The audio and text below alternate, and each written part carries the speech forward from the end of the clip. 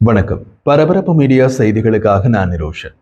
இந்திய பாகிஸ்தான் போரில் பாகிஸ்தான் தரப்பில் சீன தயாரிப்பு ஜே-10 விமானங்களை பயன்படுத்தி பல வெற்றிகளை பெற்றதாக பாகிஸ்தானும் சீனாவும் பல வீரதீர அறிவிப்புகளை வெளியிட்டிருந்தன. அப்படி எந்த ஒரு வெற்றிக்கும் அவர்கள் ஆதாரம் எதையும் காட்டவில்லை. இருப்பினும் அந்த வெற்றி பிரச்சாரம் ஜே-10 விமான விற்பனையை தூண்டலாம் என்று பரவலாக கூறப்படுகிறது. கூறுவது யார் என்று கொஞ்சம் துருவி பார்த்தால் சுற்றி சுற்றி அந்த கூற்றுகள் சீனா அல்லது பாகிஸ்தானில் இருந்தே உற்பத்தி ஆகின்றன. சீனாவிடமிருந்து இந்தோனேஷியா 42 ஜே-10 போர் விமானங்களை வாங்கலாம் என்பதே தென்கிழக்காசிய நாடுகளின் சில ஊடகங்களில் அடிபடும் தகவல். இது சீன சமூக வலைதளங்களிலும் பரவலாக அடிபடுகிறது. ஆனால் இந்தோனேஷியா சீனாவிடமிருந்து ஜே-10 போர் விமானங்களை வாங்கலாம் என்ற இந்த கூற்று ஒரு சந்தேகத்தையும் ஏற்படுத்துகிறது. அந்த சந்தேகம், இது நிஜமான ஒரு விமான விற்பனையா அல்லது சீனாவில் மற்றும் ஒரு பிரச்சாரமா அல்லது வளமை போல சீனா உருவாக்கும் வதந்தியா? ஜூன் 11 முதல் 14ஆம் தேதி வரை இந்தோனேஷியாவில் நடைபெறும் இந்தோ பாதுகாப்பு கண்காட்சியின் போது இந்த ஒப்பந்தம் தொடர்பான அதிகாரப்பூர்வ அறிவிப்பை இந்தோனேஷியா செய்ய உள்ளதாக சமூக ஊடகங்களில் தகவல்கள் வெளியாக உள்ளன. இந்த ஒப்பந்தம் அறிவிக்கப்பட்டவுடன் விமானங்கள் உடனே கொடுக்கப்படும் என்றும் கூறுகிறார்கள். காரணம், இந்தோனேஷியா வாங்க திட்டமிடும் 42 விமானங்களும் பயன்படுத்தப்பட்ட ஜே-10 போர் விமானங்கள் தான். அவை சீன விமானப்படையின் விமான தொகுதியில் இருந்து கொடுக்கப்படும் என்றும் கூறப்படுகிறது.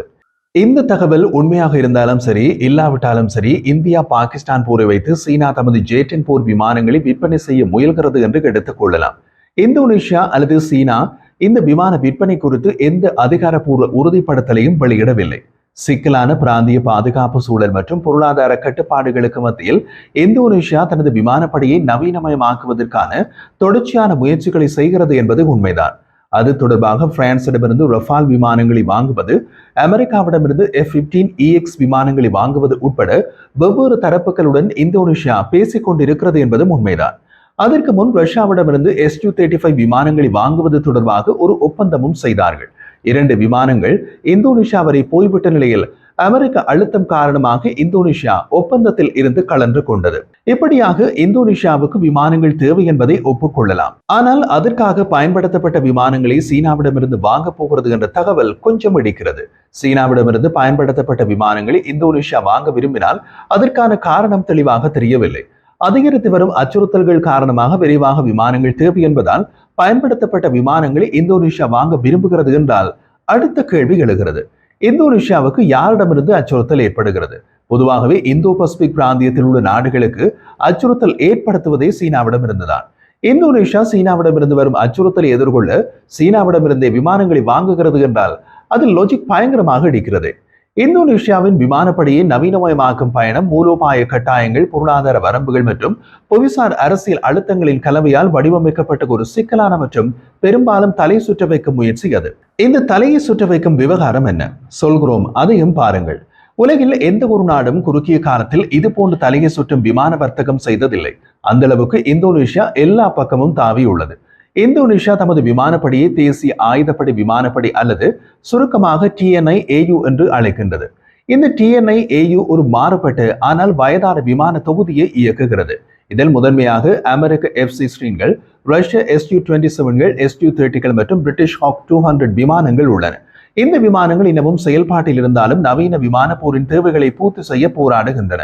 குறிப்பாக அந்த பிராந்தியத்தில் உள்ள சீனா, ஆஸ்திரேலியா மற்றும் சிங்கப்பூர் போன்ற பிராந்திய சக்திகள் ஜே-20, F-35 மற்றும் ரஃபால் போன்ற மேம்பட்ட தளங்களுடன் தங்கள் விமானப்படைகளை வலுப்படுத்திக் உள்ளன. கடந்த தசாப்தத்தில் இந்த இடைவெளியை நிவர்த்தி செய்ய இந்தோனேஷியா பல விருப்பங்களை ஆராய்ந்துள்ளது. மேம்பட்ட போர் விமானங்களை தேடுவதில் பல்வேறு உலகளாவிய சப்ளையர்களுடன் பேச்சுவார்த்தையில் ஈடுபட்டுள்ளது. புதிய போர் விமானங்களை தேடுவது 2015ஆம் ஆண்டில் இந்தோனேஷியா மேம்பட்ட ரேடார் அமைப்புகளுக்கு பெயர் பெற்றதாக நம்பப்பட்ட 4++ தலைமுறை பல் செயற்பாட்டு போர் விமானம் ரஷ்யாவின் Su-35இல் ஆர்வத்தை வெளிப்படுத்திய போது தீவிரமாக தொடங்கியது. 2017ஆம் ஆண்டு வாக்கில் சுமார் $1.14 பில்லியன் மதிப்புள்ள 11 Su-35 விமானங்களுக்கான ஒப்பந்தம் அறிவிக்கப்பட்டது. இது கிட்டத்தட்ட ஒரு பண்டமாட்டு வியாபாரம் தான். இதில் இந்தோனேஷிய பொருட்களை பாமாயில் மற்றும் காஃபி போன்றவற்றின் ரஷ்ய ஏற்றுமதி விமான விற்பனையை ஓரளவு ஈடு செய்தது. இருப்பினும் இந்த ஒப்பந்தம் குறிப்பிடத்தக்க தடைகளை எதிர்கொண்டது. முதன்மையாக அமெரிக்காவின் எதிரிகளை தடைகள் மூலம் எதிர்கொள்வதற்கான காட்சா சட்டத்தின் கீழ் அமெரிக்க தடைகளின் அச்சுறுத்தலை எதிர்கொண்டது. சாத்தியமான தடைகளை மேற்கோள் காட்டி ஒப்பந்தத்தை கைவிடுமாறு ட்ரம்பின் முதலாவது நிர்வாகம் இந்தோனேஷியாவுக்கு அழுத்தம் கொடுத்ததாக ப்ளூம்பர்க் 2020ஆம் ஆண்டு குறிப்பிட்டது. ஜகார்த்தா 2021ஆம் ஆண்டு ரஷ்ய Su-35 விமான கொள்முதலை அதிகாரப்பூர்வமாக ரத்து செய்தது. இந்தோனேஷிய அதிகாரிகள் பட்ஜெட் கட்டுப்பாடுகளை மேற்கோள் காட்டினார்கள்.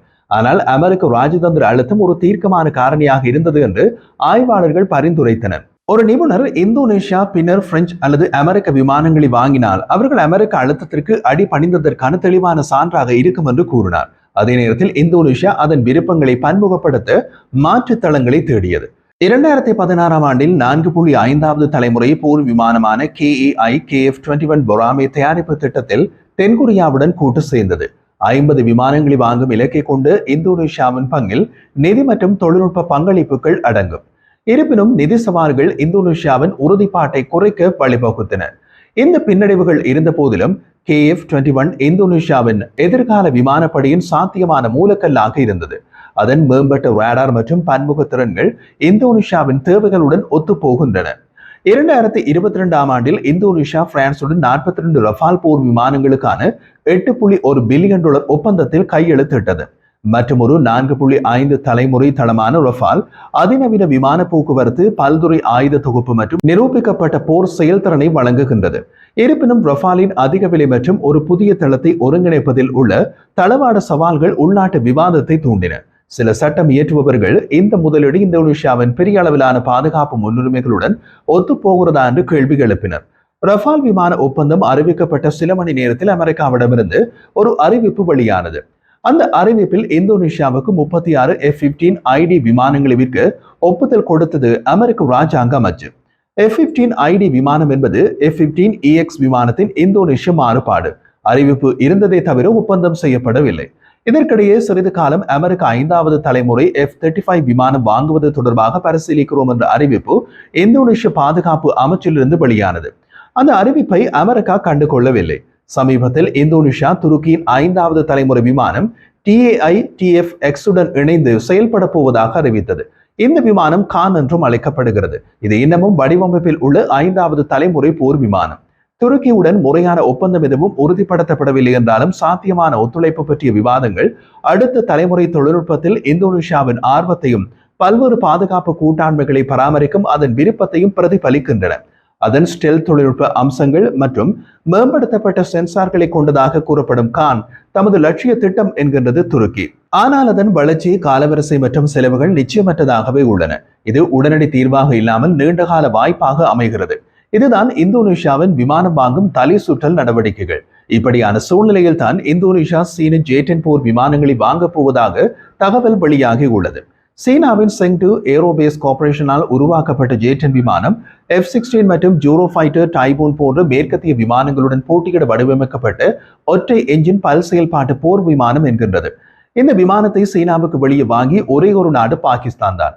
அந்த பாகிஸ்தான் சமீபத்தில் இந்தியாவுடன் 4 நாள் போர் புரிந்த காரணத்தினால் J-10 விமானத்திற்கு பாகிஸ்தானின் செலவில் விளம்பரம் செய்கிறது சீனா. ரஃபால் அல்லது Su-35 போலல்லாமல் சீன விமானம் J-10க்கு முன்பு இந்தோனேஷியாவின் திட்டங்களில் ஒரு முக்கிய போட்டியாளராக இருக்கவில்லை. அதே நேரத்தில் இந்தோனேஷியாவின் கடந்த கால விமான பாய்ச்சல்கள் அவர்கள் சீன விமானத்தை வாங்க போகிறோம் என்று அறிவித்தாலும் ஆச்சரியப்படுவதற்கில்லை. புதிய போர் விமானங்களை இந்தோனேஷியா பின்தொடர்வது இந்தோனேஷியாவின் மூலோபாய மற்றும் பொருளாதார காரணிகளின் சங்கமத்தால் இயக்கப்படுகின்றது. இந்தோனேஷிய TNI AU-வின் தற்போதைய விமானங்கள் இயங்கு நிலையில் இருந்தாலும் வான்மேன்மை முக்கியமான ஒரு பிராந்தியத்தில் பெருகிய முறையில் காலாவதியானவை. சீனா, பிலிப்பீன்ஸ், வியட்நாம் மற்றும் பிற நாடுகளை உள்ளடக்கிய பிராந்திய மோதல்களுக்கான இடமான தென்சீன கடல் தடுப்பு மற்றும் விரைவான பதிலடி திறன் கொண்ட ஒரு வலுவான விமானப்படையின் அவசியத்தை அடிக்கோடிட்டு காட்டுகிறது. அண்டை நாடுகள் தங்கள் திறன்களை கணிசமாக மேம்படுத்தி உள்ளன. சீனா ஸ்டெல்த் J-20 களமிறக்கி உள்ளது. ஆஸ்திரேலியா F-35 இயக்குகிறது. சிங்கப்பூர் ரஃபால்களை வாங்குகிறது. இந்த பிராந்திய ஆயுத போட்டி இந்தோனேஷியாவை ஒரு பிராந்திய சக்தியாக நம்பகத்தன்மையை பராமரிக்கவும் 17,000 தீவுகள் மற்றும் முக்கியமான கடல் வழிகளை கொண்ட அதன் பெரிய அளவிலான தீவு கூட்டத்தை பாதுகாக்கவும் நவீனமயமாக்க அழுத்தம் கொடுக்கிறது. பொருளாதார ரீதியாக இந்தோனேஷியா பெரிய அளவிலான பாதுகாப்பு கையகப்படுத்தல்களுக்கு நிதியளிப்பதில் சவால்களை எதிர்கொள்கின்றது. 2024ஆம் ஆண்டில் கிட்டத்தட்ட $9 பில்லியன் பாதுகாப்பு பட்ஜெட்டுடன் உள்ள இந்தோனேஷியா நாட்டின் உள்கட்டமைப்பு மற்றும் சமூக திட்டங்கள் போன்ற பிற முன்னுரிமைகளுடன் இராணுவ நவீனமயமாக்கலை சமநிலைப்படுத்த வேண்டும். ரஃபால் போன்ற தளங்களின் அதிக விலை ஒரு யூனிட்டுக்கு $200 மில்லியன் என்று மதிப்பிடப்பட்டுள்ளது. இந்தோனேஷியாவால் இயலாத செலவு அது. அதனால் பயன்படுத்தப்பட்ட விமானங்கள் போன்ற மிகவும் மலிவு விருப்பங்களை கருத்தில் கொள்ள இந்தோனேஷியாவை தூண்டலாம் என்பதை கருத்தில் கொண்டு சீனாவை இந்தோனேஷியாவை நோக்கி ஒரு தூண்டிலை வீசி இருக்கலாம். அதன் வெளிப்பாடுதான் இந்தோனேஷியா சீனாவிடமிருந்து பயன்படுத்தப்பட்ட ஜே-10 போர் விமானங்களை வாங்கப் போவதாக வெளியான கதையாக இருக்கலாம். இந்த கதை வசனம் டைரக்ஷன் சீனாவாக இருந்தாலும் ஆச்சரியப்படுவதற்கு இல்லை. அதே நேரத்தில் இங்கு மற்றொரு விஷயமும் உண்டு. பொதுவாகவே சீன பொருட்கள் மலிவு விலையில் கிடைக்கும், விமானங்களும் அதற்கு விதிவிலக்கல்ல. அதுவும் பயன்படுத்தப்பட்ட விமானங்கள் என்றால் அடிமாட்டு விலையில் வாங்கலாம். ஜே-10 போர் விமானங்களின் சரியான விலை வெளியிடப்படாமல் இருந்தாலும் பாதுகாப்புத்துறை வட்டாரங்களில் அடிபடும் ஒரு பேச்சின்படி பாகிஸ்தான் 25 ஜே-10C போர் விமானங்களை வாங்கியதற்கு $1.3 பில்லியன் கொடுத்தது என்று மதிப்பிடப்பட்டுள்ளது. இது புதிய விமானங்களுக்கு ஒரு யூனிட்டுக்கு சுமார் $50 மில்லியன் செலவாகும் என்று காட்டுகிறது. ரஃபால் போன்ற விமானங்களின் விலை ஒரு யூனிட்டுக்கு $200 மில்லியன் என்று மதிப்பிடப்பட்டுள்ள நிலையில் இது அதில் கால் பங்கு. பயன்படுத்தப்பட்ட ஜே-10கள் கணிசமாக மலிவானதாக இருக்கலாம். ஒரு யூனிட்டுக்கு 20 தொடக்கம் $30 மில்லியன் வரை இருக்கலாம். இது பட்ஜெட் உணர்வுள்ள இந்தோனேஷியாவுக்கு ஒரு கவர்ச்சிகரமான விருப்பமாக அமையலாம். மூலோபாய ரீதியாக ஜே-10 விமானம் அதன் ஒற்றை என்ஜின் வடிவமைப்பு, இரட்டை என்ஜின் Su-35 அல்லது ரஃபால் போன்ற போர் விமானங்களுடன் ஒப்பிடும் போது குறைந்த இயக்க செலவுகளை வழங்குகிறது. இது வரையறுக்கப்பட்ட பராமரிப்பு உள்கட்டமைப்பு கொண்ட ஒரு நாட்டுக்கு ஒரு முக்கியமானதாக இருக்கும்.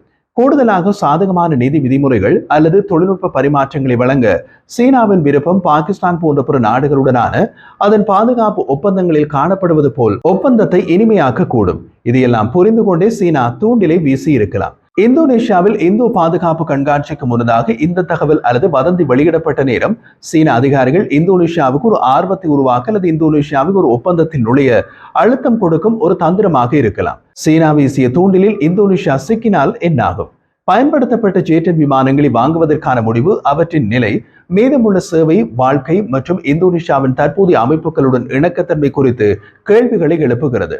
இந்தோனேஷியா பயன்படுத்த விமானங்கள் மேற்கத்திய அல்லது ரஷ்யத்தை அனுப்பும் விமானங்கள், அவற்றின் சேவை வாழ்க்கை அதிகம். சீன மலிவு விமானங்கள் அவ்வளவுக்கு தாக்குப்பிடிக்க முடியாதவை. மற்றொரு விஷயம், மேற்கத்திய மற்றும் ரஷ்ய விமானங்களால் ஆதிக்கம் செலுத்தும் ஒரு விமானப்படையில் ஒரு சீன விமானத்தை ஒருங்கிணைப்பது பயிற்சி, உதிரி பாகங்கள் மற்றும் இயங்குதன்மை உட்பட தளவாட சவால்களை ஏற்படுத்தும். கூடுதலாக பயன்படுத்தப்பட்ட ஜே-10களின் நிலை ஒரு முக்கியமான கவலை.